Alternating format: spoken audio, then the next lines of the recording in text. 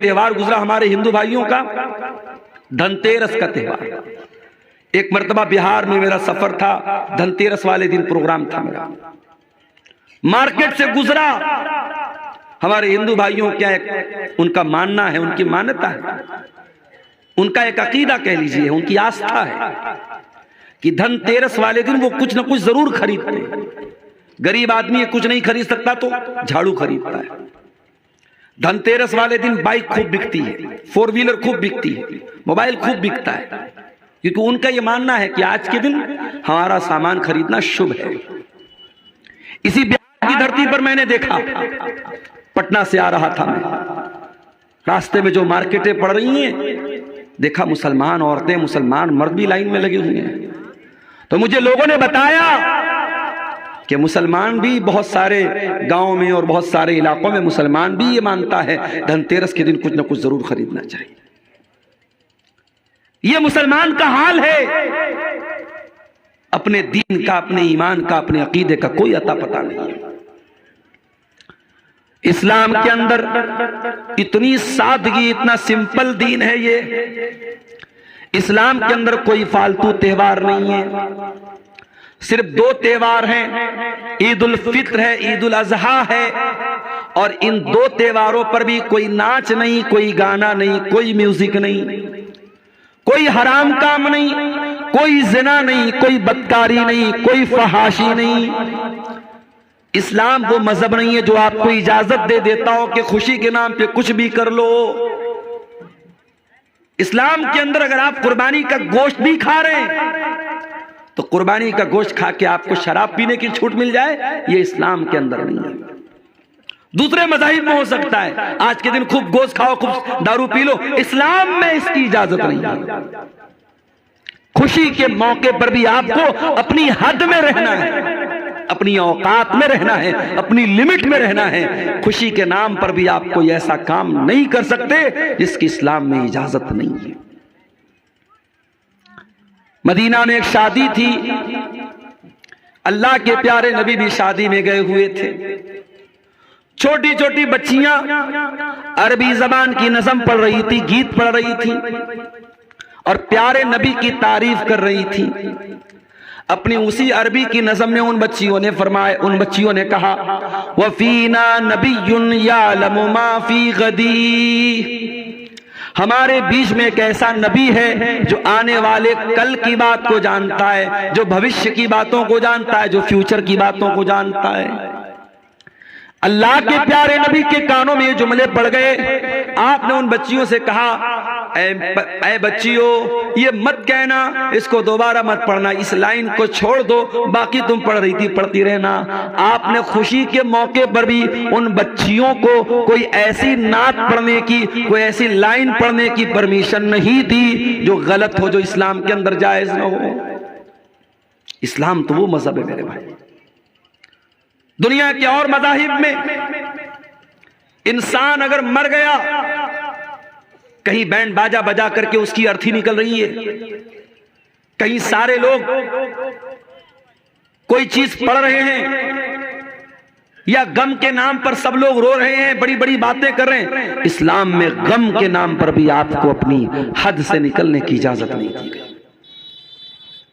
आपके जितने भी करीबी रिश्तेदार का इंतकाल हो जाए, बच्चे का इंतकाल हो जाए, माँ को इजाजत नहीं, बेटे का इंतकाल हो जाए, बाप को इजाजत नहीं, बीवी का इंतकाल हो जाए, शौहर को इजाजत नहीं कि वो अपने गरेबान को चाक करे, अपना कपड़ा फाड़े, अपने गाल पे थप्पड़ मारे। अल्लाह के प्यारे नबी फरमाते हैं, लैसा मिन्ना मन लतमल खुदूदा व शक्कल जुयूबा व दाब दावल जाहिलिया, वो इंसान हम में से नहीं है जो दौरे जाहिलियत की पुकारे, जो गम की हालत में अपने चेहरे पर, अपने रुखसार पर थप्पड़ मारे, जो अपने गरेबान को चाक करे। गम की हालत में भी इस्लाम में इसकी इजाजत नहीं है। हमारे नबी के ऊपर क्या गम नहीं है? हमारे नबी ने 3 बेटियों का जनाजा उठाया। 3 बेटियों का इंतकाल प्यारे नबी की जिंदगी में हुआ। 3 बच्चों का इंतकाल, कासिम का, अब्दुल्ला का, इब्राहिम का, 3 बच्चों का इंतकाल, 3 बेटों का इंतकाल नबी के सामने हुआ। नबी अपने बच्चों के मरने पर नबी की आंखों से आंसू भी आए, नबी रोए भी हैं, और नबी के आंसुओं का जिक्र हमें हदीस की किताबों में मिलता है। उठाइए बुखारी की रिवायत, अल्लाह के प्यारे नबी को बच्चा हुआ हजरत मारिया के पेट से। आपको भी शौक था, आपको भी अरमान था, अल्लाह मुझे बेटा दे दे। आपके 2 बेटे पहले पैदा होकर के बचपन में ही इंतकाल कर गए थे, तीसरा बेटा था। आपने बहुत खुश होकर के अपने बच्चे का नाम इब्राहिम रखा, अपने बाप इब्राहिम के नाम पर। आपने अरब के दस्तूर के मुताबिक बच्चे को देहात भेजा, ताकि देहात के माहौल में बच्चा दाई के पास दूध भी पिएगा और देहात की आबो हवा में पलेगा बढ़ेगा, उसकी सेहत भी अच्छी होगी, उसकी जुबान भी अच्छी होगी। आपने अपने बच्चे को देहात भेजा। आपका बेटा 1 साल या 1.5 साल का था। आपके पास खबर आई कि आपका बेटा बहुत बीमार है। आप अपने साहबा को लेकर के इब्राहिम को देखने के लिए पहुंचे। इब्राहिम को लाया गया। आपने इब्राहिम को अपनी गोद में लिया, अपने हाथ में लिया। बुखारी के अल्फाज हैं, वह इब्राहिम यजूद बिनफ्सी, इब्राहिम अपनी आखिरी सांसें ले रहे थे। इब्राहिम का दम टूट रहा है, इब्राहिम की सांसें उखड़ रही हैं, और अल्लाह के प्यारे नबी अपने बच्चे को दम तोड़ता हुआ देख रहे हैं। अल्लाह के प्यारे नबी की आंखों से आंसू बहने लगे, आप रोने लगे। सहाबे किराम ने कहा, अय अल्लाह के नबी, हम ये क्या देख रहे हैं, आप रो रहे हैं, आपकी आंखों से आंसू बह रहे हैं। आपने फरमाया, हाय मेरे सहाबा, हाज़िही रहमतुन जअलहा अल्लाहु फी कुलूबि इबादी। ऐ मेरे सहाबा, ये आंसू तो एक बाप के आंसू हैं जो अपने बेटे के लिए रो रहा है। एक बाप अपने बच्चे के ऊपर आंसू बहा रहा है। ऐ मेरे साहबा, मेरा बच्चा दुनिया से जा रहा है, अपने बेटे को मरता हुआ देख करके एक बाप की आंखों से आंसू बह रहे हैं। उसके बाद आपने क्या फरमाया, जरा गौर करना मेरे भाइयों। आपने फरमाया, इन्नल ऐना तदमा वल क़ल्ब यहज़ुन वला नक़ूलु इल्ला मा यरज़ा रब्बुना व इन्ना बिफ़िराक़िका या इब्राहीम लमहज़ूनून। ऐ मेरे बच्चे इब्राहिम, तेरे जाने से तेरे बाप की आंखों से आंसू बह रहे हैं, तेरे बाप का दिल गमगीन है। और ऐ मेरे बच्चे, तेरे जाने से तेरा बाप बहुत दुखी है, मगर तेरा बाप अपनी जबान से कोई ऐसी बात नहीं निकालेगा जिससे अल्लाह नाराज हो जाए। यह है इस्लाम। बेटे के इंतकाल पर भी मोहम्मद रसूलुल्लाह सल्लल्लाहु अलैहि वसल्लम ने अपनी जबान से कोई ऐसा जुमला नहीं निकाला जिससे अल्लाह नाराज हो जाए। और आगे बढ़िए, बुखारी की एक दूसरी हदीस देखिए। अल्लाह के रसूल के पास खबर आई कि आपके किसी नवासे या नवासी की तबीयत बहुत ज्यादा खराब है, आखिरी टाइम है। आपकी बेटी ने बुलवाया है कि अब्बा जान को बुला के लाओ, मेरा बेटा दुनिया से जा रहा है, मेरी बेटी बहुत बीमार है, दुनिया से जा रही है, जाओ मेरे अब्बा को बुला के लाओ। गौर करो मेरे प्यारे साथियों, अल्लाह के प्यारे नबी अपनी औलाद से बहुत मोहब्बत करते थे, और जब इंसान अपनी औलाद से मोहब्बत करता है तो नेचुरल बात है औलाद की औलाद से भी बहुत मोहब्बत करता है। अगर आपको अपनी बेटी से मोहब्बत है तो बेटी के बच्चों से, यानी अपने नवासों और अपने नवासियों से भी आपको मोहब्बत बहुत ज्यादा होगी, ये नेचुरल बात है। अल्लाह के प्यारे नबी को भी अपने नवासे से बहुत ज्यादा मोहब्बत थी, लेकिन जब बेटी का पैगाम आया, अब्बा को बुलाया जा रहा है, अल्लाह के प्यारे नबी ने बेटी के पास पैगाम भिजवाया, जाओ मेरी बेटी से कह देना, इन्ना लिल्लाहि मा आता व लहू मा अखज़ व कुल्लु शैइन इंदहू बिअजलिन मुसम्मा। जाओ मेरी बेटी को सबक दे देना, मेरी बेटी को बता देना, अल्लाह ताला के यहाँ हर चीज का टाइम मुकर्रर है, अल्लाह जो चाहे दे दे, जो चाहे ले ले, अल्लाह के फैसले के ऊपर किसी को कोई एतराज का हक हासिल नहीं है। जाओ मेरी बेटी से कह देना, अगर तेरे बच्चे का का इंतकाल भी हो जाए, फल तस्बिरी वल तहतसिबी, तो ऐ रसूल की बेटी तू सब्र से काम ले लेना, तेरा बच्चा अल्लाह को प्यारा हो जाएगा। जो बच्चे बचपन में इंतकाल कर जाएं वो अपने माँ बाप की बख्शिश का जरिया बनते हैं, वो अपने माँ बाप के दर्जे की बुलंदी का जरिया बनते हैं। जाओ मेरी बेटी से कह देना अगर तेरे बच्चे का इंतकाल हो गया तो ये तेरी बख्शिश का जरिया बनेगा, तू सब्र से काम ले लेना और तू अल्लाह से सवाब की उम्मीद रखना। नबी की बेटी ने दोबारा किसी को भेजा कि जाओ मेरे नबी मेरे अब्बा को बुला के लाओ, मेरे बेटे की तबीयत बहुत नाजुक है, आखिरी सांसें ले रहा है। अल्लाह के प्यारे नबी अपने कुछ सहाबा को लेकर के अपनी बेटी के घर पहुंचे। सामने आपका नवासा या नवासी, किसी हदीस में नवासे का भी लफ्ज है, किसी हदीस में नवासी का भी लफ्ज है। आपका नवासा या नवासी आखिरी सांसें ले रहा है। अल्लाह के प्यारे नबी ने अपने नवासे को मरता हुआ देखा, आपकी आंखों से आंसू बहने लगे। सहाबे किराम ने कहा अरे अल्लाह के नबी हम आपको भी देख रहे हैं कि आप भी रो रहे हैं, आप भी ऐसे मौके पर रोने लगते हैं, आपको भी अपने आंसुओं पर कंट्रोल नहीं होता। आपने फरमाया इन्नमा यरहमुल्लाहु मिन इबादिहि राहिमीन, ऐ मेरे सहाबा ये आंसू तो रहमत की निशानी है और अल्लाह ताला अपने उन्हीं बंदों पर रहम फरमाता है जिन बंदों के दिल के अंदर रहमत पाई जाती हो, रहम पाया जाता हो। बेरहम लोगों पर अल्लाह ताला रहम नहीं करता। तो गम के मौके पर भी मेरे प्यारे साथियों, इस्लाम में कोई ऐसी हरकत करने की इजाजत नहीं है जो गलत हो, जो इस्लाम के खिलाफ हो। इस्लाम तो दीन है,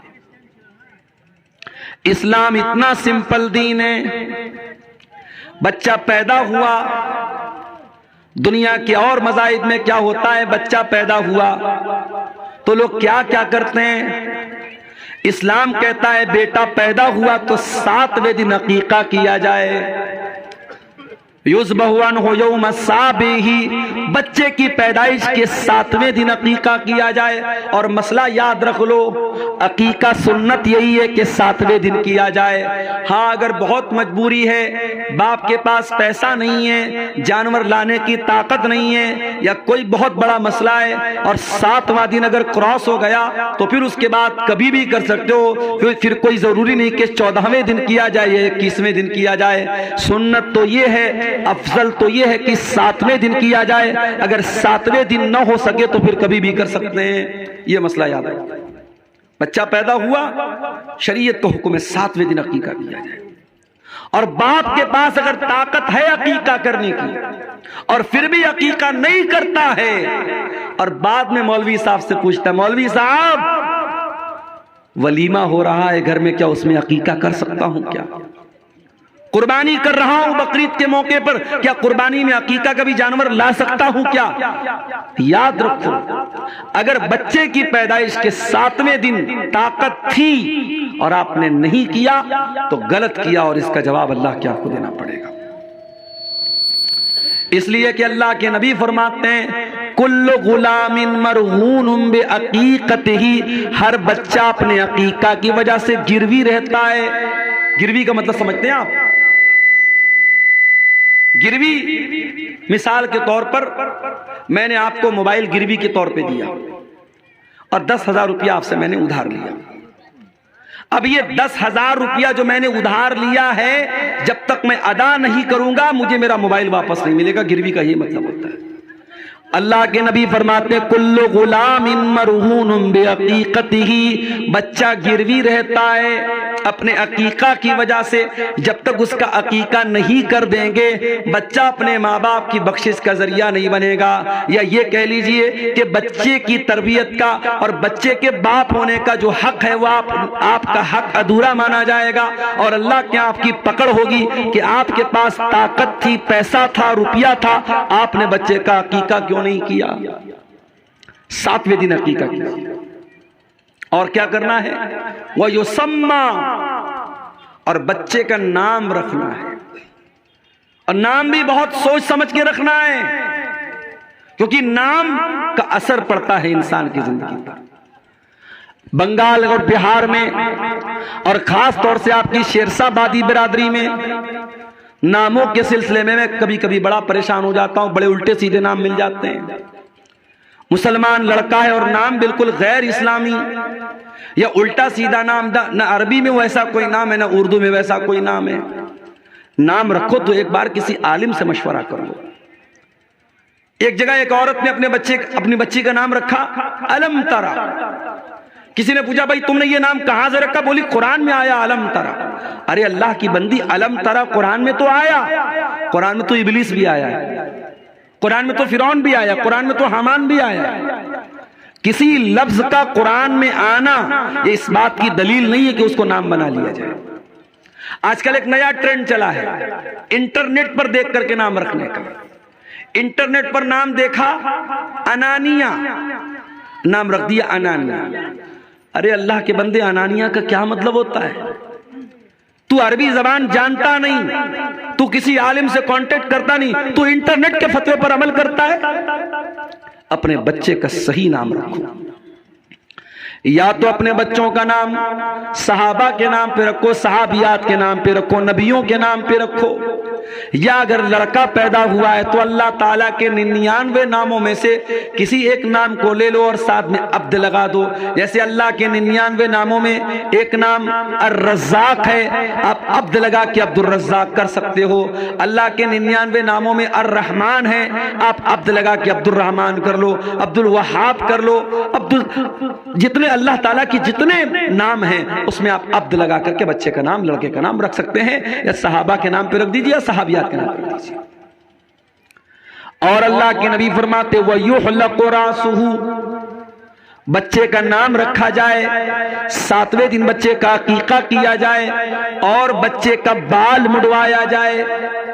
7वें दिन बच्चे का बाल मुड़वाया जाए। और उस हदीस से यह भी पता चलता है कि बाल के वजन के बराबर चांदी अल्लाह की राह में सदका की जाए। यह है इस्लाम की तालीम। बच्चा पैदा हुआ, इस्लाम की तालीम यह है। और आगे बढ़ो, बच्चा थोड़ा समझदार हुआ, इस्लाम यह कहता है कि तू बाप है, तू मां है।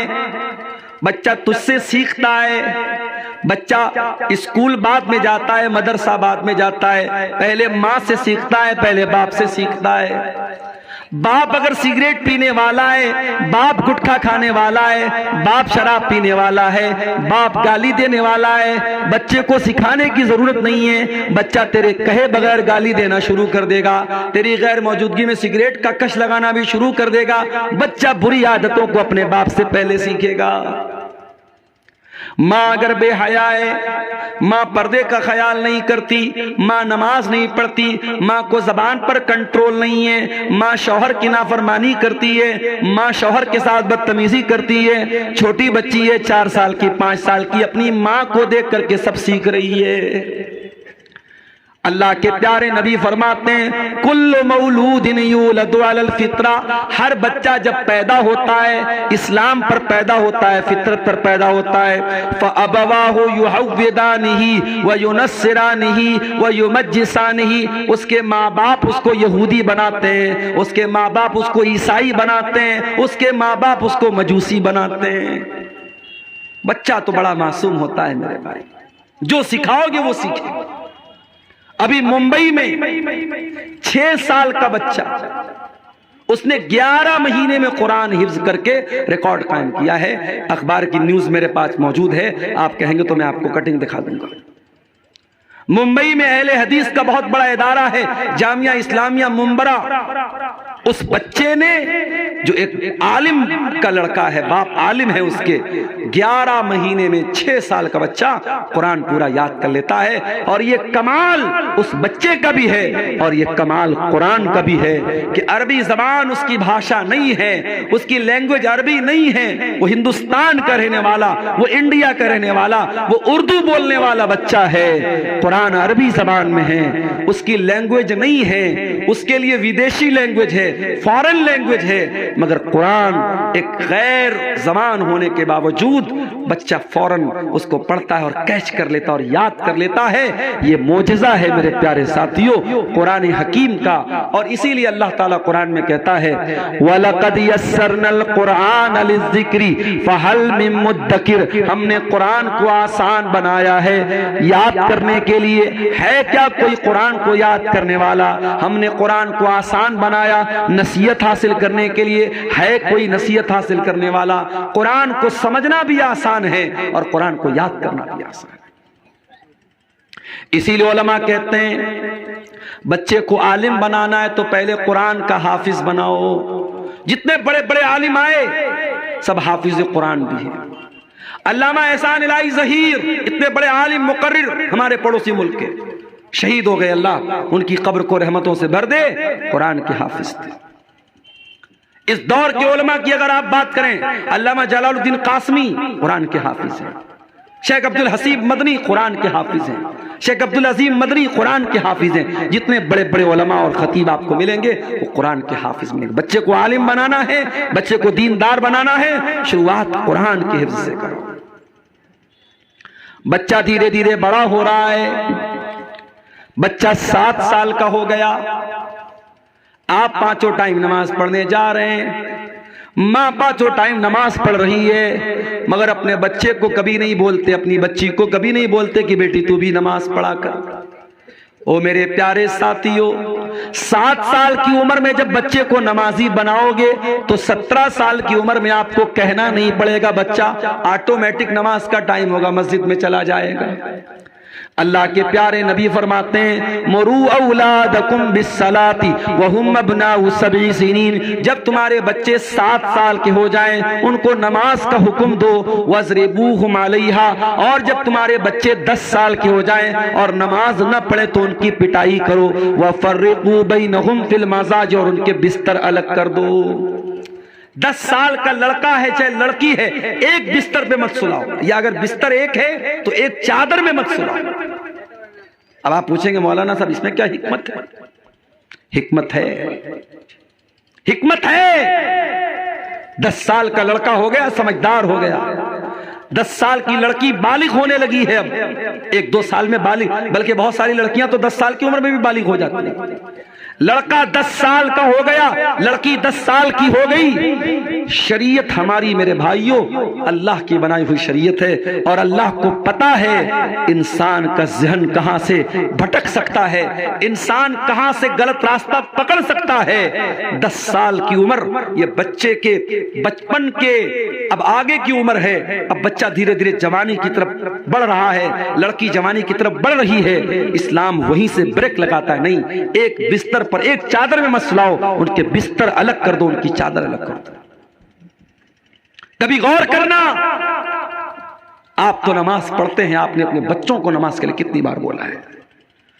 इसीलिए कुरान में अल्लाह बार बार हमको ये हुक्म देता है नमाज की पाबंदी भी करना है, और अपनी फैमिली को, अपने परिवार को भी नमाज का हुक्म देना है। हजरत इस्माइल के बारे में अल्लाह कुरान में कहता है वकान यअमुरु अहलहु बिस्सलाह, इस्माइल अपने घर वालों को नमाज का हुक्म दिया करते थे।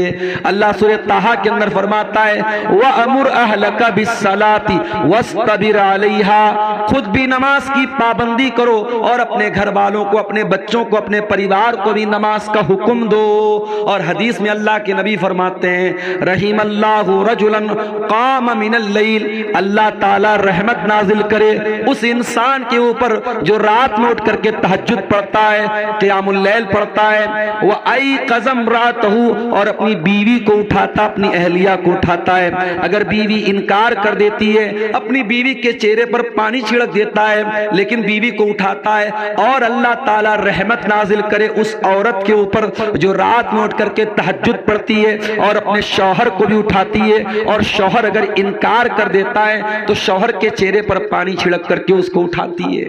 परिवार हो तो ऐसा हो, जोड़ी हो तो ऐसी हो, फैमिली हो तो ऐसी हो। कि मर्द और औरत, मियां और बीवी, पति और पत्नी एक दूसरे के दीन के सिलसिले में मददगार बने, एक दूसरे के दीन की मदद करें। अगर बाप से गलती हो रही है तो बेटा अपने बाप को होशियार करे, बेटा गलती कर रहा है तो बाप अपने बेटे को डांटे। परिवार ऐसा होना चाहिए मेरे भाई। हजरत उमर बिन अब्दुल अजीज को देखो, कौन है ये जब खलीफा होते हैं, इनके पहले के जो लोग थे उन्होंने अवाम के साथ बहुत जुल्म किया था, बहुत मजलूमों का हक मारा था। उमर बिन अब्दुल अजीज खलीफा होते हैं, अब उनके सर के ऊपर ये जिम्मेदारी आ जाती है कि जितने लोगों के साथ अत्याचार हुआ है, जुल्म हुआ है, हक मारा गया है, उनका हक उनको दिला दें, किसी पर अन्याय न होने दें, किसी पर अत्याचार न होने दें। खलीफा का इंतकाल हुआ, हजरत उमर बिन अब्दुल अजीज के हाथों में चार्ज आया, पूरी रात गुजर गई, लिखा पढ़ी भी करनी है, फॉर्मेलिटी भी है, सारे लोगों को जिम्मेदारी भी देना है, पूरी रात हो गई, फजर की अजान हो गई। हजरत उमर बिन अब्दुल अजीज फजर की नमाज पढ़ने के बाद अपने कमरे में आते हैं और बिस्तर पर लेटने जाने लगते हैं। उनका बेटा अब्दुल मलिक आता है, 17 साल का जवान बेटा है, आकर के कहता, अब्बा जान, अब्बा जान, अमीरुल मोमिनीन क्या करने जा रहे हैं? कहा, बेटा आराम करने जा रहा हूं, सुस्ताने जा रहा हूं, रात भर का जगा हूं, बहुत मेहनत पड़ी है, बहुत काम पड़ा है, अब तेरा बाप आराम करने जा रहा है, सुस्ताने जा रहा है, अब जोहर तक सो जाऊंगा और जोहर की अजान होगी, उठूंगा, नमाज पढ़ूंगा, उसके बाद अपने काम पे लग जाऊंगा। बेटा कहता है, अब्बा जान, क्या आप इस बात की गारंटी ले सकते हैं कि जोहर की नमाज तक आप जिंदा रहेंगे, आपकी सांस चलती रहेगी, आपका दिल धड़कता रहेगा, क्या आप इस बात की गारंटी ले सकते हैं? कहा, नहीं मेरे बेटे, जोहर तक तो छोड़ दो, एक पल की गारंटी नहीं ले सकता, 1 मिनट की गारंटी कोई नहीं ले सकता। उन्होंने कहा, बेटा मैं गारंटी तो नहीं ले सकता। कहा, अब्बा जान, कल तक आप अब्बा जान थे, आज मेरे अब्बा जान होने के साथ साथ आप अमीरुल मोमिनीन भी हैं, आप मुसलमानों के खलीफा भी हैं, और बहुत सारे लोगों की नजरें आप पर लगी हुई हैं, बहुत सारे मजलूम हैं, मजबूर हैं, वो इंतजार में कि उमर बिन अब्दुल अजीज आएगा और मेरा हक मुझको दिलाएगा, मेरे साथ जो अन्याय हुआ है, जो नाइंसाफी हुई है, उस नाइंसाफी को खत्म करेगा। अय अब्बा जान, आप बिस्तर पे सोने जा रहे हैं, अल्लाह न करे आपको मौत आ गई और आप अल्लाह को प्यारे हो गए, आप अल्लाह को क्या जवाब देंगे? अल्लाह पूछेगा, ऐ उमर बिन अब्दुल अजीज, तेरे दौर में, तेरे खलीफा बनने के बाद कितने लोग तेरा इंतजार कर रहे थे और तू आराम से बिस्तर पे सो रहा था, अब्बा जान आप क्या जवाब देंगे? हजरत उमर बिन अब्दुल अजीज की आंखों में आंसू आ गए। कहा, है मेरे बच्चे करीब आ जा, बेटे को करीब करके सीने से लगाया, कहा, अल्हम्दुलिल्लाहिल्लज़ी अखरज मिन सुल्बी मन युईनुनी अला दीनी। आय अल्लाह, तेरा शुक्र है, तूने ऐसा बेटा दिया है जो दीन के मामले में अपने बाप की मदद कर रहा है। ऐ मेरे बच्चे, मैं आराम नहीं करूंगा, मैं बिस्तर छोड़ के जा रहा हूं और जा करके पहले उन मजलूमों को उनका हक दिलाता हूं, जिनके साथ अन्याय हुआ है, अत्याचार हुआ है, नाइंसाफी हुई है, मैं उनको जाकर के पहले इंसाफ दिलाता हूं। ये होता है परिवार, ये होती है एक मुसलमान फैमिली। आज माफ कीजिएगा मेरे भाइयों, हम और आप दीनदार तो हैं, मगर फैमिली को दीनदार कैसे बनाएं, इसकी चिंता हम और आप नहीं करते।